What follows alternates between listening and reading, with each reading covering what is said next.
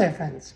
So as we study the book of Matthew, several times throughout the scripture of this particular gospel, you'll see the phrase, Jesus finished, when Jesus had finished. It's in Matthew 7:28, 11:1, 13:53, 19:1, and 26:1. You can kind of segment your gospel if you wanted to in that way. As we get through this beginning portion of chapter 14, this week we'll do 14 and 15, we learn a lot about Herod. Herod is all over the place.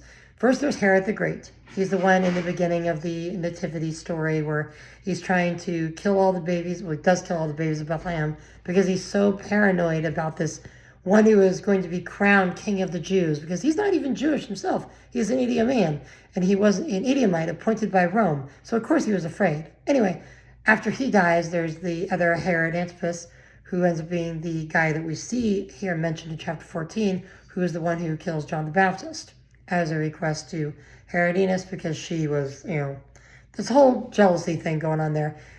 John the Baptist had pointed out the sin of Herod and all of that, and Herod ends up killing John. We see that. Now, there's another Herod Agrippa, that kills James and imprisons Peter in Acts chapter 12, and then after him, Herod Agrippa II comes up in Acts 25. And then, of course, there's he was the great-grandson of Herod the Great.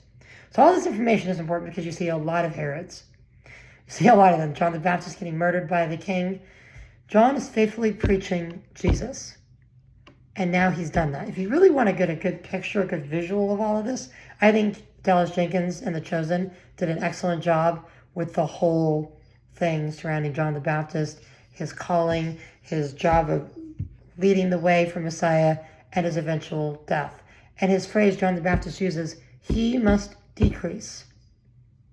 Or he must increase while I decrease. John the Baptist said of himself that I must decrease so that Jesus must increase. That is the same with our lives.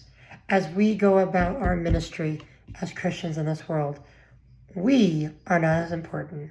He is the one that's important. God bless. Keep studying. Thank you, my friends.